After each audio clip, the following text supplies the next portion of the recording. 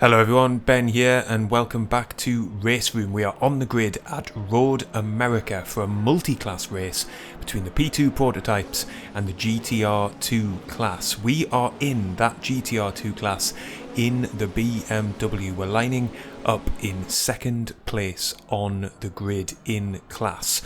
Really looking forward to this one. It's a fantastic combo. If you enjoyed the video, please do leave a like, get subscribed to the channel so you don't miss any of the race videos and guides we've got coming up. But already the 5 red lights are coming on and we are about to get underway. Here we go, lights are green and we get a decent start up ahead. There's already a bit of carnage though as one of the prototypes ends up getting spun around.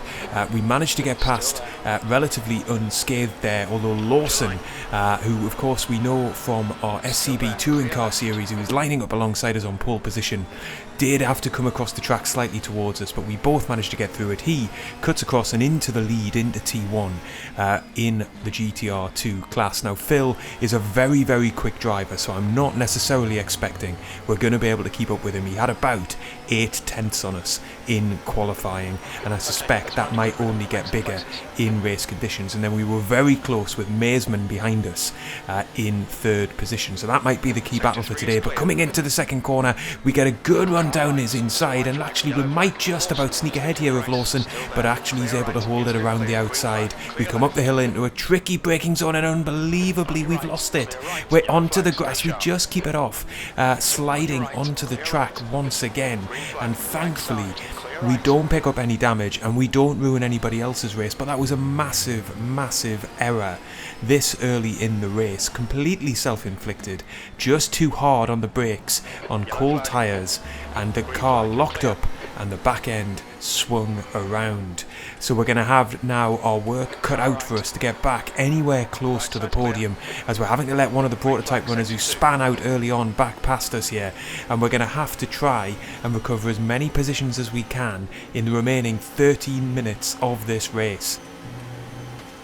So head down and let's try and get some of these overtakes done early while the pack is still quite tightly together. We get on the brakes hard and heavy. We've got to get down into second gear, certainly in these opening laps with cold tyres. The car up ahead gets a little bit unsettled on the curbing. That's going to give us a chance down the inside. We're going to go for it and we make that move stick. So we're already up into 6th place, getting past Herman. Look up ahead at how much the car is struggling there. The Cadillac of Konieczny under braking, squirming from left to right. He manages to hold it, but that gives us a little bit of encouragement coming onto the start-finish straight. I made a minor setup tweak in advance of this race. I lowered the rear wing a little bit, so that might give us a bit of an advantage over other drivers on the straight here at Road America.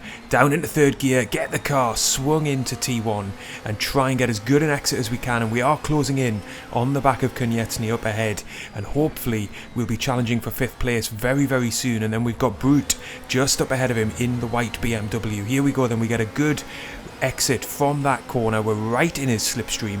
We are going to have a chance here, one way or another, of getting alongside him. I'm going to try and aim for the inside if we can. We're still a little bit far back. He peels back onto the outside of the corner. We're going to go for it down the inside.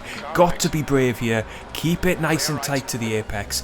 He's given us plenty of space as it turns out, and we are through now up into 5th position, so 2 spots back immediately. We just about get our braking right this time round. It was a little bit unsettled, but at least we didn't go round as we did on lap 1, and already we're squeezing up onto the rear wing of Brute here. We're going to show to the inside, not really with an intent of making a pass there, but just to show our intentions of making progress as quickly as we can. We get a good exit from the corner and we are right behind him now, coming through the very difficult right-hander where you've got to be so patient.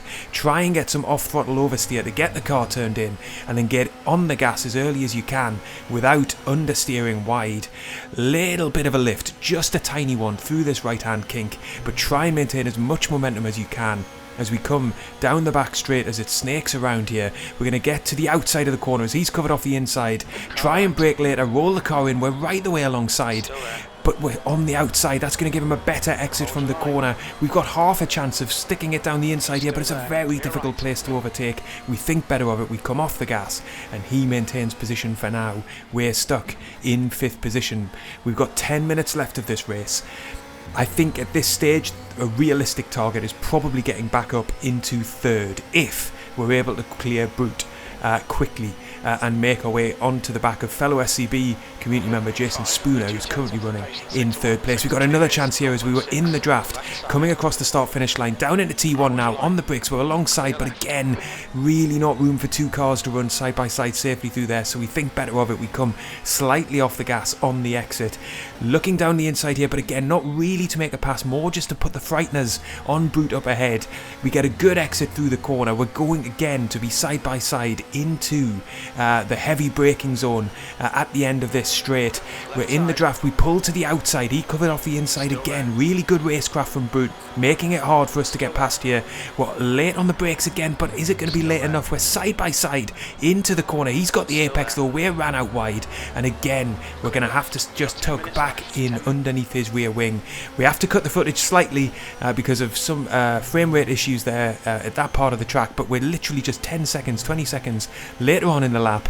We're still following very closely behind Brute here, down the back straight once again. Once more he cuts to the inside, so we're going to have to try it around the outside again. My aim here is just to stay alongside him on the corner exit, and we have. We're halfway alongside him. If you look at the helicourse graphic, that gives us the chance to squeeze past on the uphill left-hander. A very risky move there, but he gave us the space and we forced our way through cleanly. What an overtake. Really happy with that one, and for the first time in this race we now have a little bit of breathing room as we've got a 2.5 second gap up to Spooner. So let's use that time to take a look back at what has been an action-packed race so far. So this is lap 1 then.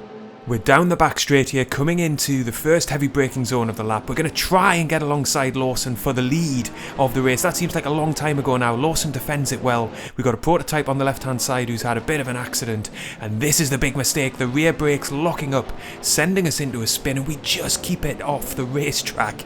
If we'd span onto the track, we were definitely taking a couple of cars with us. Thankfully, we avoided that. We avoided damage as well, and we were able to rejoin back in 7th position.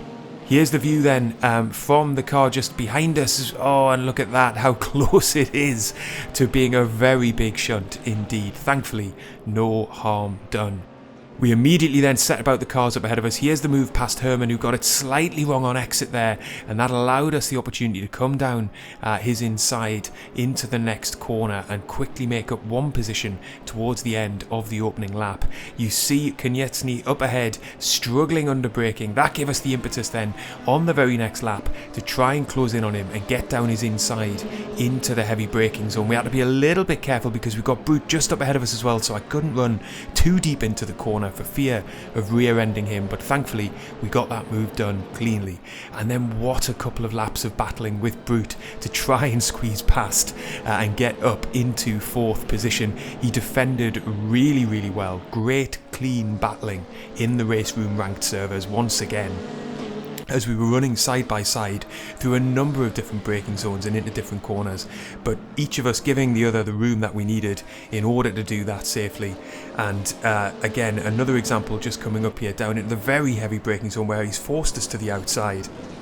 And unfortunately we just couldn't keep the traction on the exit because we were up onto the rumble curve. Once more, he's defending to the inside here again, but this is where we were able to just keep alongside him enough to be able to force our way past. I'm really pleased with this overtaking move, actually. I think it's probably one of the best that I've done recently, at least, in RaceRoom. Let's take another look at it from a couple of fixed camera views. You'll get the sense of just what a bold move it was as we very nearly make contact through the corner, but thankfully he sees that it's a bit inevitable. The pass is going to be made, and he gets out of it just enough for us to squeeze on by.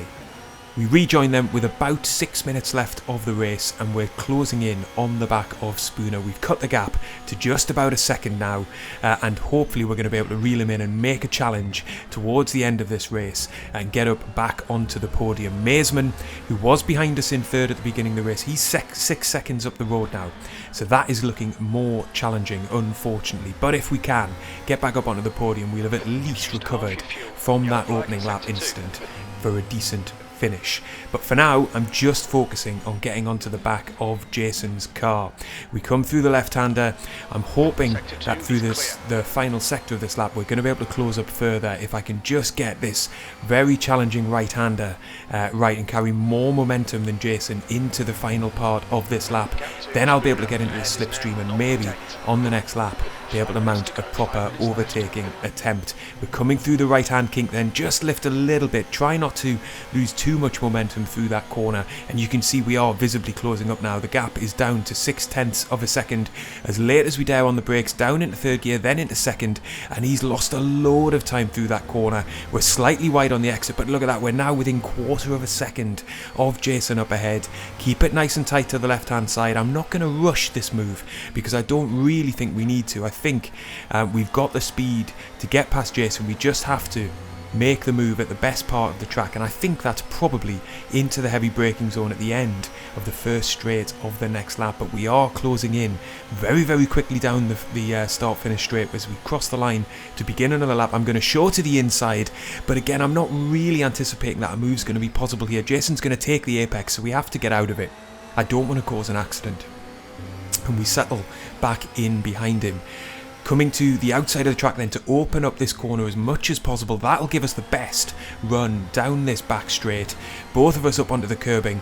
Got 0.3 of a second up to Jason now, but we'll close that in as we come down the straight in his draft, assisted by the lower wing setup that we're running. We're going to pull to the inside. He's going to stick to the racing line. He doesn't look to defend the inside. That's going to give us a relatively straightforward passage through the corner, and there we go. We are back up into the podium spots, and that represents a pretty good recovery drive in about 10 minutes of frantic action, having had a disastrous start to this race.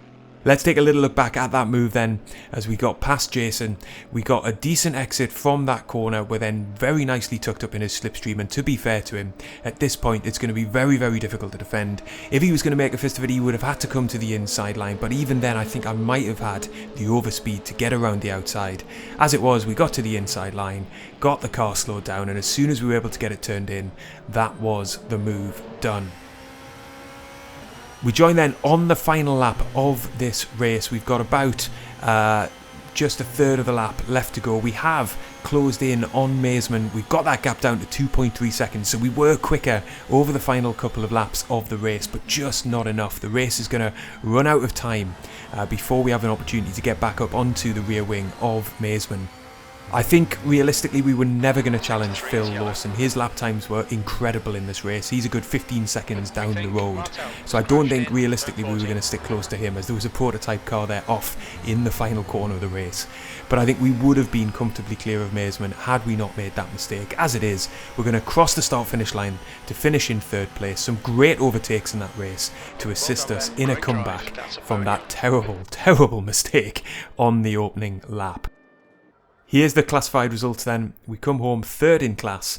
Really good to see, by the way, in these multi-class races, a good spread of cars. So the P2 class there, plenty of drivers taking on the challenge of running in those cars alongside the fantastic GTR2 class.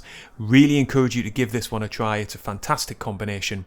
I hope you've enjoyed this video. If you have, leave a like, get subscribed, and I will see you on the next one.